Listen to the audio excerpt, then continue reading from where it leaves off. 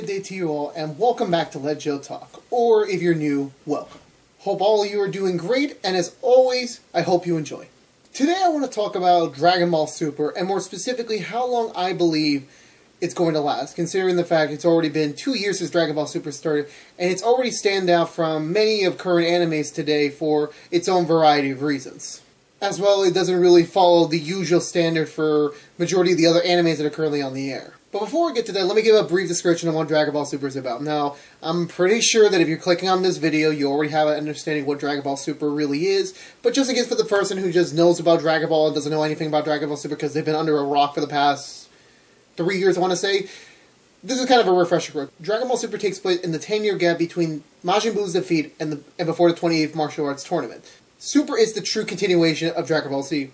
Forget about Dragon Ball GT for a second. I don't ever want to hear that name again. So, and yes, there was a lot of stuff that happened in this 10-year time period. There was gods, old foes, tournaments, even alternate future realities, or whatever they classified that.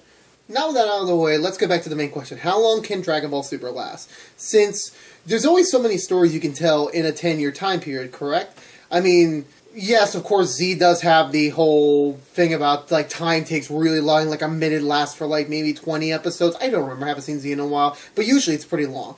Dragon Ball Z, the anime, did want to have a couple of steps behind the manga, so the manga's always ahead, so that's why they did a lot of filler arcs, they did an entire filler saga, a lot of filler. There's just a lot of, not that much filler than compared to other shows currently right now, but there was still a lot of filler in Dragon Ball Z.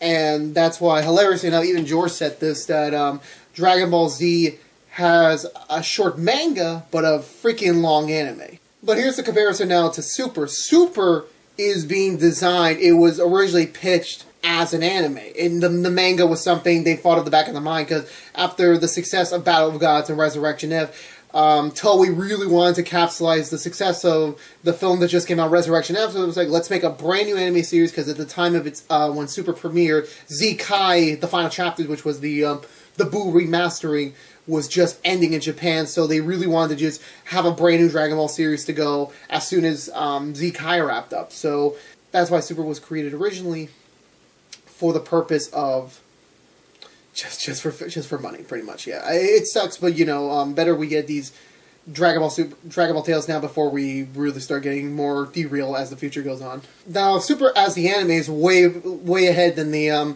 manga right now. I think the manga just ended the Future Trunks saga as of this video is posting, and the Super's up to the Universe Survival arc, which I'll get to in a minute.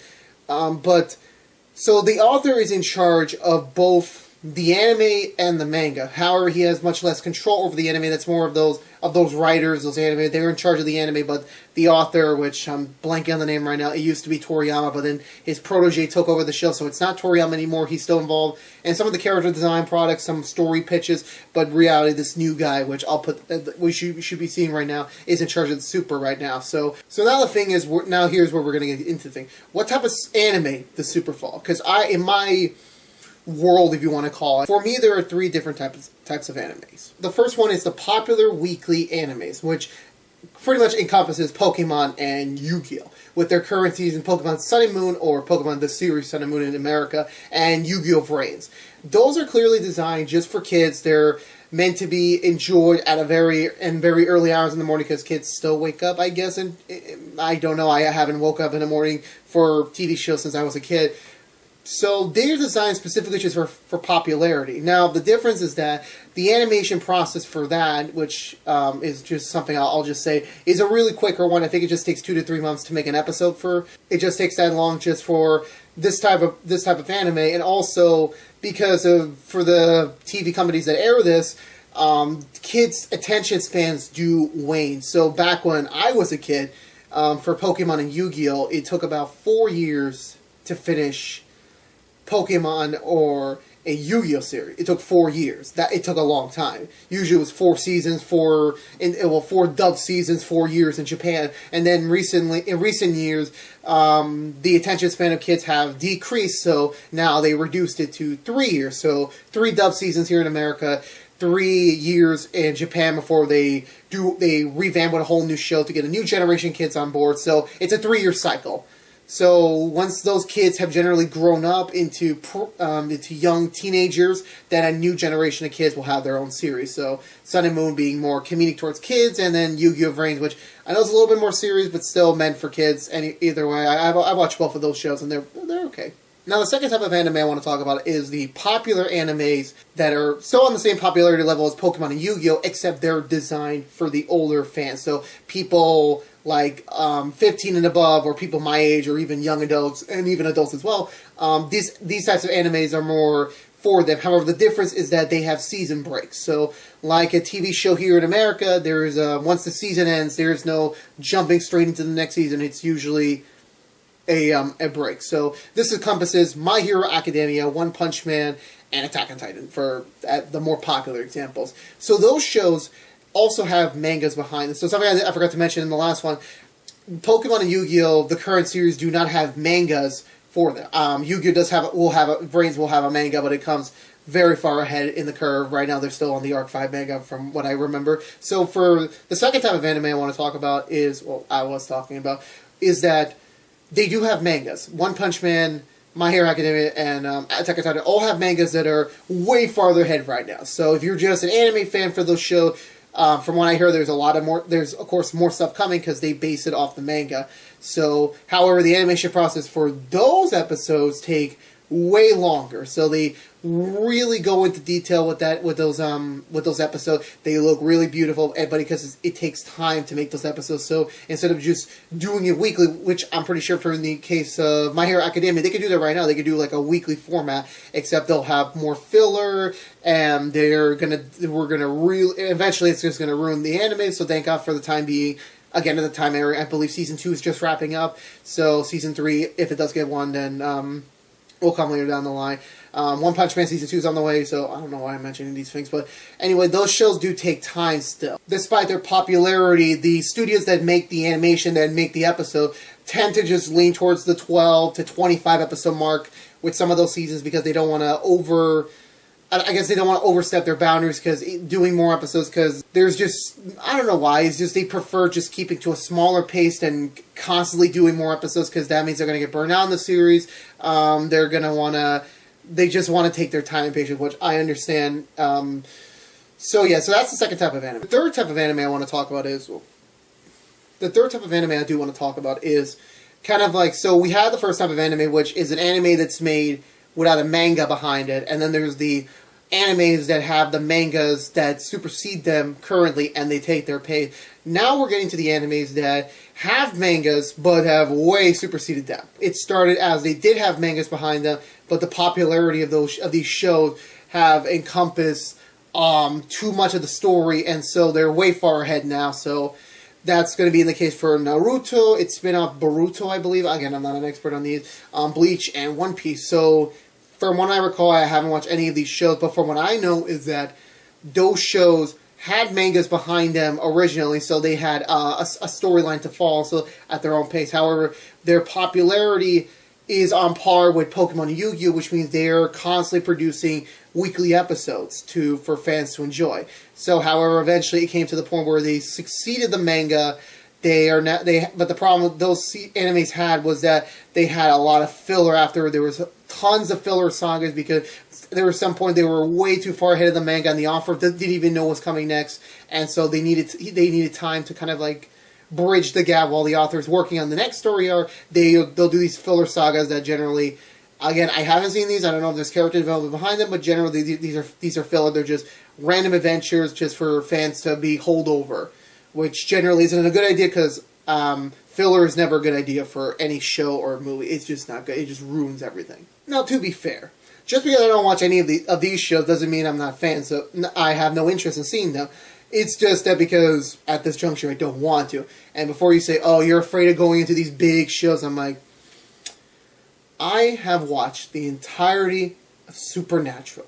And if you know, that's a 12-season show. That's over 200 hours of content. So I'm not against watching long stuff. It's just I have no interest right now. Now, with the whole wheel of anime in my mind kind of figured out, so where does Dragon Ball Super really fit in there? It is popular like Pokemon and Brain. It does air weekly, which of course is just, there's 1 week breaks, of course, because every anime has a 1 week break eventually.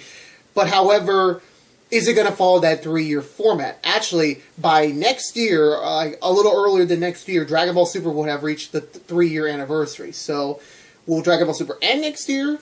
But we're still not there yet, right? Does it fit into the second type of anime, where it's still very popular with older fans as well? However, they're already ahead of the manga, and also they produce the episodes very quickly, as well as never having a break. There's no season breaks. There's maybe again another week break in between sagas, but that's really it. They just jump straight to the next saga or the next filler set of episodes while they buy a little time still. And another thing with the filler, while it's on the pace of Naruto and One Piece as well. However, their filler isn't that much as those other shows. They don't need a whole filler saga. They maybe just need like 5 or 7 filler episodes to kind of buffer in some time slot. So, in the end of it all, Dragon Ball Super is kind of that rare exception where it fits. It encompasses all 3 of the animes I've talked about before. Now, does that still answer the question? Well, here's the thing. In an interview with the current author, again, I don't remember the name, ride me if you want to, but he has stated before, he has stated that Dragon Ball Super will end when Goku fights Oob at the 28th World Martial Arts Tournament. However, he has stated recently he has no planned ending for Super, meaning that once this Universal Survival Arc ends, once the Tournament of Power ends, when we have a clear winner, that's not the end. There's still more story to tell. So now, I'm going to take an educated guess here, because I could be wrong. If I am right, let Joe right, but this is just an educated case. So, Dragon Ball Super is still really popular right now. Even the older fans are clearly behind Super, especially with the dub that is fucking amazing right now. Funimation is killing it.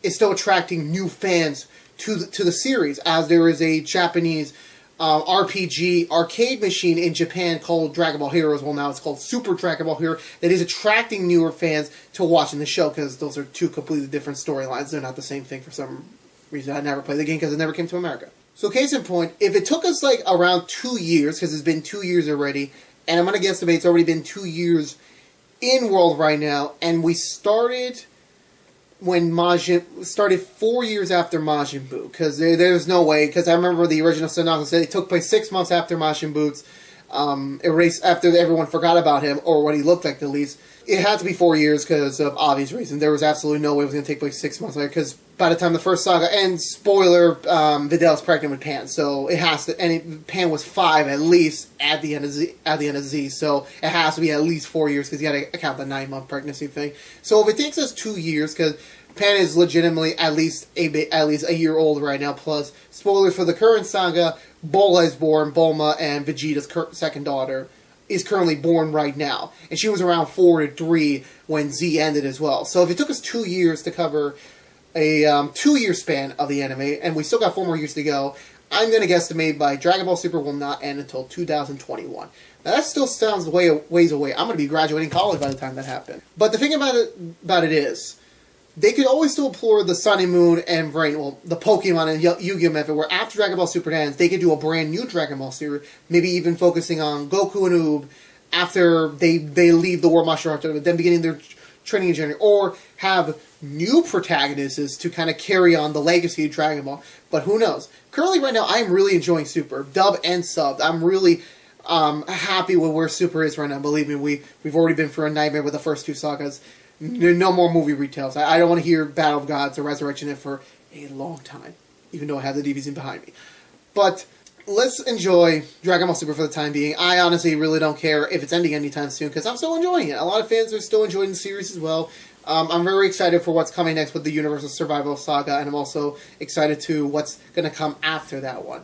Generally, it's a good time to be a Dragon Ball fan, because we got a show, we got some video games, some good video games, Xenoverse 2 on the Switch, and Fighter Z looks amazing. I might actually finally buy a Dragon Ball game, but that's a story for another time. As always, thank you guys so much for watching. If you have any comments for me, anything you want me to improve the show, go ahead, comment below. Constructive comments only, no negativity, please. Just stuff to tell me what can I improve for the show, because I do want to improve the show. I know it's not there yet, but I do want to get some feedback. But again, if you like this video already, please like it. Please share it with your friends. If you want to see more from Let Joe Talk, please subscribe to the channel. And that is it, guys. So once again, have a good week, and I will be seeing you guys next week.